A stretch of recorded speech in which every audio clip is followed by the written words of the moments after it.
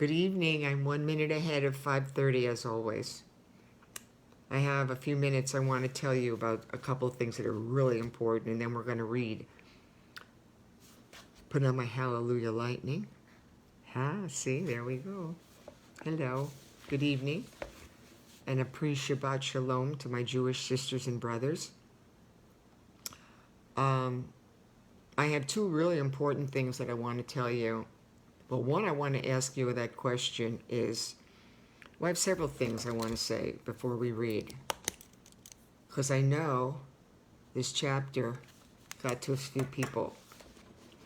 But I still ask you this question, do you know anybody else who's ever read their book on Facebook? I'm still asking you almost every time, am I the only one that God told to do this and to start something new for many people? Or just to know at 5:30, this is my time to talk to you. This is my talk show to you. I also know that one person went to my YouTube channel and actually viewed, and there were a couple more, so I know that SusanMintz.com and my YouTube channel, there's some people that have looked. Yay! I also want to say thank you to Malaysia. I forget that we are connected around the world, but somebody from Malaysia viewed, and really viewed, were a viewer. The chapter that, and I'm not making light of this at all, what I'm going to get into, but I do want to say, though, that I know the last chapter, Taking Care of Myself, that hit a couple people very intensely. And when you go onto a lot of the social media platforms, which I don't, Facebook is it, Twitter, I can't do it anymore, it's too negative. And the other ones, other than a YouTube channel and my website for information and to get the story to the media and to get it to a movie or a Netflix, all of it's just because I have something very important to talk about. And it's not going to change. So, one of the things is that, thank you, Malaysia, but one of the things that was interesting is, could I be, one of the chapters I read was setbacks and disappointments and transitions. Could I feel like I am disappointed really when I go and see that only maybe 50 or 60 or 70 or 80 or 100 people viewed, and that it's not 100,000 or 1,000,000, and you have a dancing somebody on doing nothing, entertaining you, and they've got 5.7 million people following them and doing everything. Could I be disappointed? Absolutely. Was I disappointed today when I went and saw that, I'm really doing something serious with this? This is not a joke. My life is not a joke. Dr. Jeffrey Mintz didn't die from AIDS in 94 as a joke, and I'm not reading to you as a joke. I want to hit you and hit you hard in your heart. So, disappointments, absolutely. Did I put on my big girl sweater and my big girl hair and go on at 5:29 to say, hello, good evening, shalom? Yeah, I did. But I do know that the chapter I'm still in, I'm not going to get off it yet, chapter 18, Taking Care of Myself. And we will go into 19, though, in this read. But I know that taking care of yourself especially is important. And the times we're in, I think it's harder. My life was easier because, there were no children. The parents were still, in their late 70s or so. They were okay. So I really had only Jeffrey that I had to take care of and myself. But even I found that hard. So if I found taking care of just he and I, even though it's a rough illness then. It's rough. Anything long-term is rough on the caregiver. But if I thought my life was hard then, what would you do working full-time? I didn't work. I haven't had a job since 1985. I want a job. I really want a job. I want a serious job as a talk show. So I want to work. I am working right now. It's just not the way I really want to work, but I do. I'm going to keep doing it until it happens, and I'll know when it happens. The lightning went on. The lightning will hit me right here. But I do know that I'm going to keep doing it. But this chapter, taking care of myself, it was so hard for me. How does somebody do it as working full time who has a couple of children, who has financial issues, or who's divorced? I see these stories on TV every day, and my heart aches for them, how hard you have to work to take care of yourself. And so many people are tired, and they don't sleep, and they're stressed out, and you wonder why there are the addictions the way they are. People are stressed out. As disappointed as I may be, or set back because I haven't hit the big one yet, you know what? It's not either my time or God is just not ready to have it happen. But one of you will have it, make it happen. God will make it happen, and I'm going to keep reading. But I know taking care of myself hit a couple, especially one person, where that person here, when I said I'd love 1 million followers or 5 point, that one person poured out their heart on Messenger. Messenger is great. I love your comments. Please comment. And that's wonderful. But Messenger is private. My email is private. So no one can share that. And that's what's wonderful, is this person poured out their heart on what they went, their journey to me, a stranger, but who was reading something on a chapter that they needed to hear and that they said was important to them. And many times that's why some of the chapters I have 150 on somebody or 70, because certain people, when they go through and see the descriptions, that might be more important to you. Being a widow, the disappointments, the honeymoon, just knowing about it. Every description might pertain to you. And not everybody also has the luxury to go on every day for half an hour and listen to me.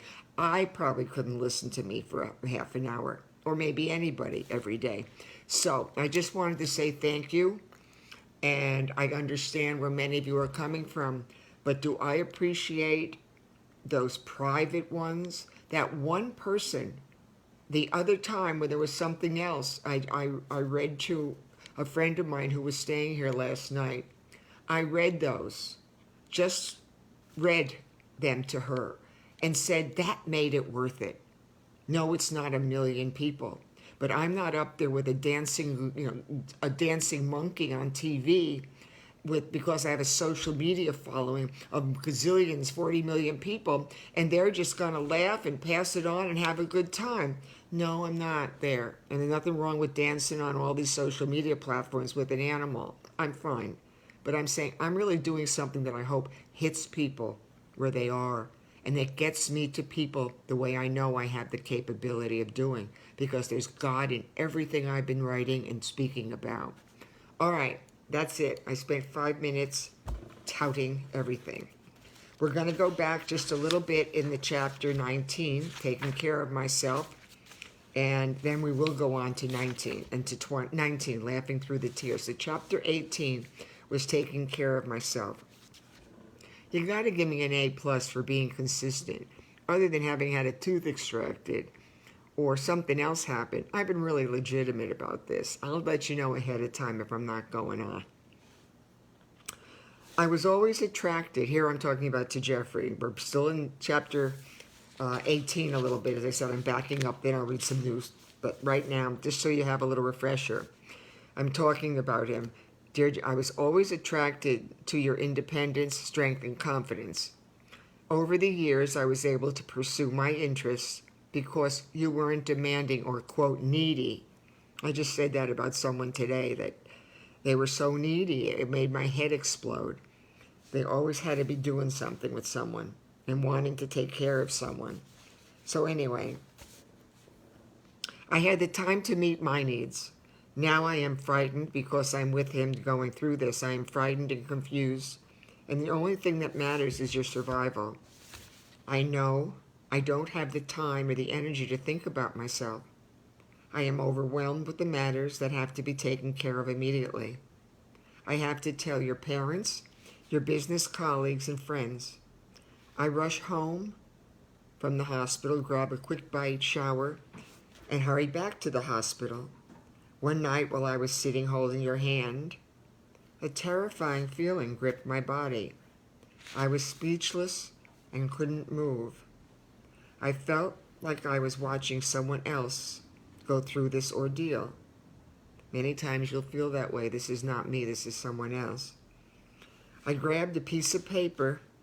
Instinctively, I grabbed a piece of paper, a pencil, and started to write. Blinded by my tears, I could barely see the paper as I scribbled my thoughts down. My mind was reeling with facts and figures, names and faces. My hands fought desperately to keep up with the endless stream of emotions and frantic feelings pouring out of me. Here we go.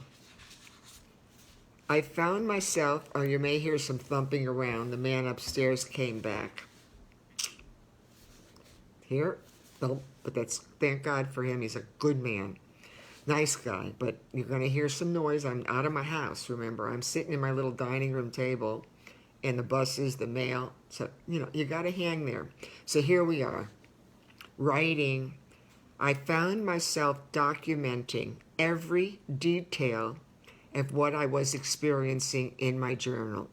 I went down to the gift shop the next day, and I picked up the spiral-bound notebooks, and then I remember either Office Depot or one of the places, I bought a bunch of them because I knew I was going to be writing a lot. Whether I was emotionally wiped out, physically exhausted, angry or afraid, every day I wrote my feelings down. What am I doing to you now? I have the product that's been documented. What am I doing every day, consistently? I'm sharing with you my most personal stuff. I wrote my feelings down every day. As I read the words back to me, they gave me energy. There's the chills, courage and hope. There's this one. As I read the words back to me, they gave me energy, courage, and hope. They started to incorporate everyday things back into our life once you came home.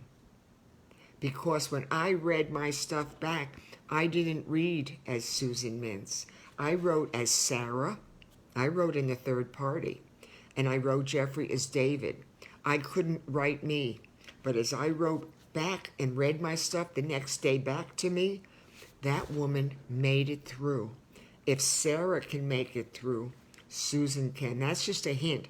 If you're writing something I'm so chilled right now. God is so speaking to me. If you're writing things that are so personal, so intensely personal, but you want to share them, so you're documenting them, the thing is, write in the third person. Write it as someone else. And therefore, when you go and say, wow, the next day or the next week, she made it through. If she can make it through, I can. It's so important. That woman who was writing the day before gave me the strength to go on the next day. This might be the most powerful chapter that I'm writing because I don't have a fever and I don't have COVID. I'm fine. I am just chilled from head to toe as if the Spirit is speaking to me like He hasn't ever. I am so chilled. Whether I was emotionally wiped out, physically exhausted, angry or afraid, every day I wrote my feelings down. As I read the words back to me, they gave me energy, courage, and hope. We started to incorporate everyday things back into our life once you came home. I was lifting weights again, selling cookbooks, and enjoying my community activities. When you felt well, I went about my routine, doing the things I normally did. But when you were ill, your needs were the only ones that were important. These were the times when every aspect of my life revolved around you. This was also the time when my writing, I can't make this stuff up. You're going to hear he's moving stuff around now. It's too bad. That's just the way it is. I can't remind him every day to stop walking and moving. It is the way it is. God bless him. Keep him alive. When you felt well, I went about my routine doing the things I normally did. But when you were ill, your needs were the only ones that were important. These were the times when every aspect of my life revolved around you. This was also the time when my writing became my therapy. It was through my writing that I remained organized, stuck to schedules, and stayed focused as to what had to be done at the time. Your needs were continuing to increase as the disease progressed. You were becoming more dependent upon me, and my needs suffered. Again, I had to try to take care of myself first, or I'd never get to him. Hi, David, Brenda. The reading was just like what I'm reading to you right now. If you ever grasp anything out of this whole book, please write, or write also in the third party if you want to share it, or the next day. I could never get caught up. It wouldn't have been a book if I didn't journal. You don't remember stuff from 20 years. You don't even remember what happened last week. I could never get caught up because there was always something that had to be done. There was an endless amount of laundry, which I never had a lot before, but the sheets were always wet. Our meals were never on schedule. They used to be, pretty much, and we didn't know from day to day how you would feel. Long-term illness, short-term. What does it say? Long-term issue. What was it? Long-term issue, short-term goals. Our meals were never on schedule, and we didn't know from day to day how you would feel. I was running everywhere, picking up groceries, supplies, and medications. The phone rang constantly with deliveries, visits from medical personnel, and appointments that had to be both scheduled and many times canceled. I wasn't sleeping or eating properly. I wasn't taking care of myself. Not during this little period of time, perhaps, but I will always get it back. Even now as a widow, 30 years almost, maybe there's sometimes I might not take as good a care as I should. I will always come back to taking care of myself because I will never be effective if I'm not taking care of me. And you've got to learn that. You have to learn it from family and friends, and sometimes you got to shut them all down and say no and find your quiet space. I wasn't sleeping or eating properly. I wasn't taking care of myself. I was physically, mentally, and emotionally depleted. I was functioning automatically like a robot, pushing myself to exhaustion. When I thought there was nothing else I could do, I grabbed my spiral notebook and started to write my feelings down.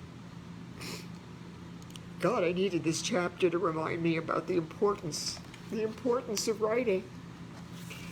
When I thought there was nothing else I could do, I grabbed my spiral notebook and started to write about the feelings I was experiencing.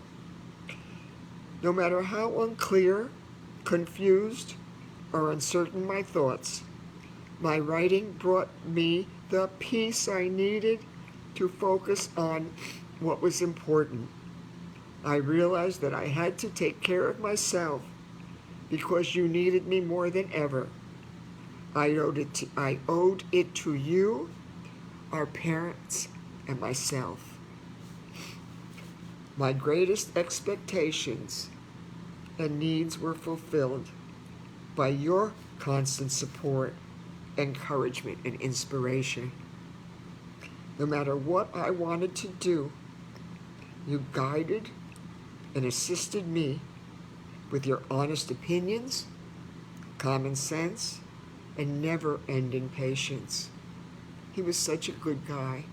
I was not the one who was the good person. He was. You were never judgmental, jealous, or demanding. You admired the pride I took in myself and the passion I had for life. You complimented and recognized my successes and appreciated me. The most rewarding and satisfying times when I was both giving and taking care of you. Being your wife, a homemaker, and fulfilling my commitment to our marriage was my ultimate accomplishment. I spent a lot of time thinking about what I've learned from this tragic experience. Where's a perfectly good, clean mask when you need it? I've spent a lot of time thinking about what I have learned from this tragic experience. And though there were many frustrating times when I felt my needs weren't being met, I believed if I failed you, I would have failed myself. I took care of myself through my writing and documenting a story about the best 25 years of my life. From June 20th, 1992 through August 1994, my 15 handwritten journals became my 15 best friends.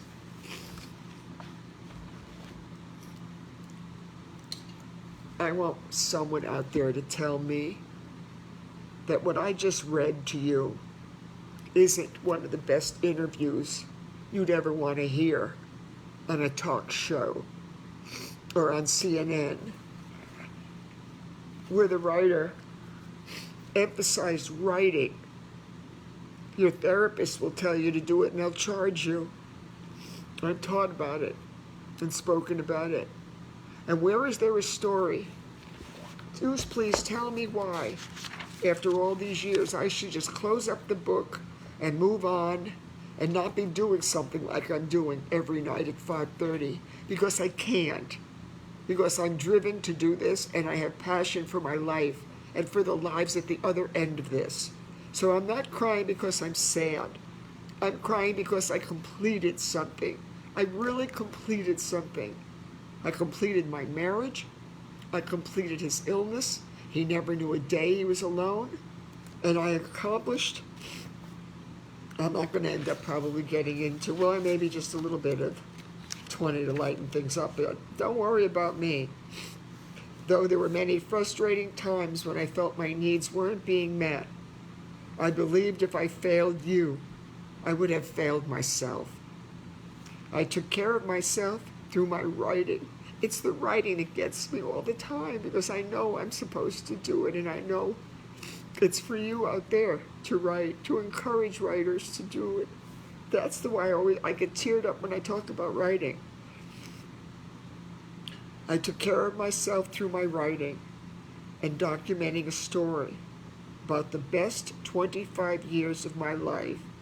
Yeah, you out there can get me to the media, and you know you can. You have the social skills, you have the contacts. If you think outside your own box, you know that you can get me to the right people one day. From June 20th, 1992 through August 17th, 1994, my 15 handwritten journals, which I still have locked up, became my 15 best friends.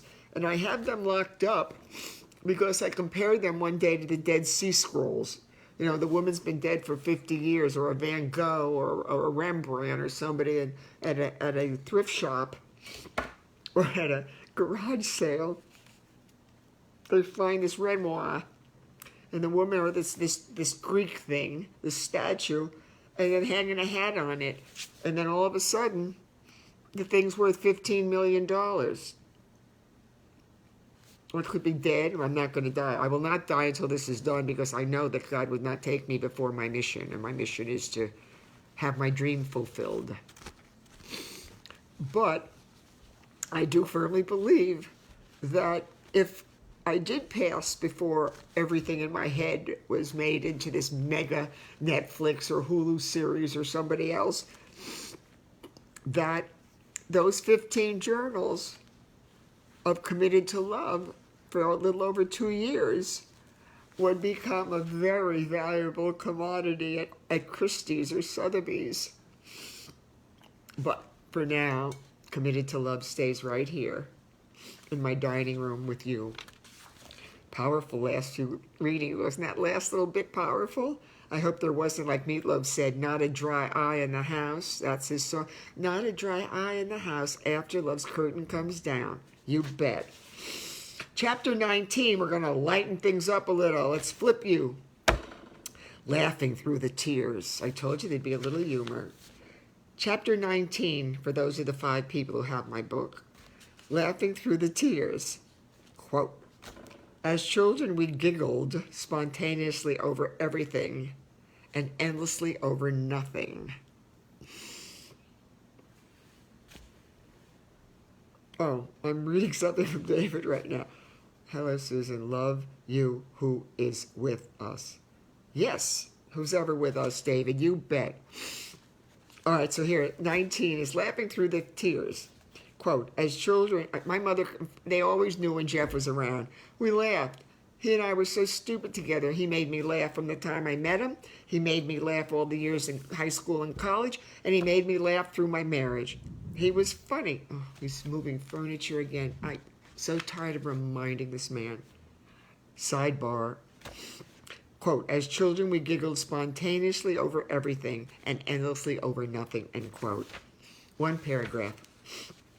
Dear Jeff, during the most stressful and agonizing times of your illness, I asked myself this question. Quote, what would I do if I was an actress? This was a movie, and I was only playing a role. How would I handle this tragedy and cope with the pain? How would I want my audience to see and feel? I hope you're feeling everything I've ever read. End quote. Got that one? What would I do if I was an actress and this was a movie and I was the only one playing the role? How would I handle this tragedy and cope with the pain? What would I want my audience to see and feel? Well, I guess my audience, no matter who it is seeing and feeling something. The answer would always be the same. I would want to make you laugh and feel better by turning your sadness into something positive and lighthearted. Well, that certainly wasn't the last little few chapters, but we are now. Wouldn't that be wonderful if we were all actors and actresses playing, quote, let's pretend, end quote.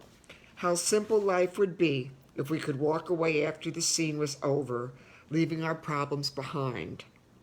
Unfortunately, real life isn't a dress rehearsal, and there aren't any understudies for your part. And if laughter is the best medicine, how do you feel after a good laugh? Did you sleep more peacefully? Did it help reduce your stress by making some pretty uncomfortable situations not quite so unpleasant? And how many people over the years did a laugh bring together because it was contagious? You once said, quote, laughing was easy to do and fun to share, end quote. I said, quote, laughter is addicting because it lulls you into a state of euphoria, end quote. For me, this feel-good feeling helped me handle my worst problems with hope. I'm going to end it there. So we will start on chapter 19, even though I started it, we will start there for real. And this chapter will be just a little lighter, but I'm still going to always have to have a Kleenex because I honestly never know when something's going to grab me. So, my darling friends, on this Shabbat Shalom Friday night, I will say, I appreciate you all. Please share. Please find me someone else doing this, and if not, would you please call the stations and tell them this woman is starting a new trend. She's starting something that's never been done. It's like Google or Amazon or Facebook. This woman's reading her book on Facebook every night at 5:30, and no one's ever done it before. That alone should get me a few hits. May you have a shalom hello. Say that to somebody. Shalom hello. Shalom goodbye. And shalom peace. May you have a shalom peace tonight and tomorrow on the Jewish Shabbat. I will also say be kind, And sometimes I'm not kind, and I shouldn't be yelling at the man upstairs. He's a really nice guy. But he just forgets at 5:30, I just need a little quiet. Have a little more patience. Man, I'm really grabbing on hold to that. And call someone and tell them you love them before it's too late. I love your comments. If it's personal, you message me or email me. But they're important. And once in a while, someone really hits on it and sends me something that makes me say, maybe not a million yet, but you know what? I got to one. That made me feel good, and I hope it made them feel better. I'm going to hit finish and say, God bless you and shalom.